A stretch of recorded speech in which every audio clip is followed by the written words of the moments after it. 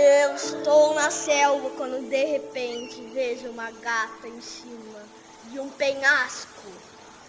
E ela me fala que ela está fugindo de um leão. E quando eu olho para o lado, eu vejo um leão.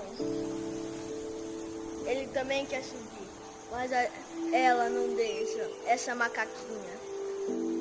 Ela quer escalar mais, mas não conseguiu. E também não consegue descer. Essa é a Diana, a macaquinha. E esse é o leão da montanha, que não está em cima da montanha. É, você mesmo.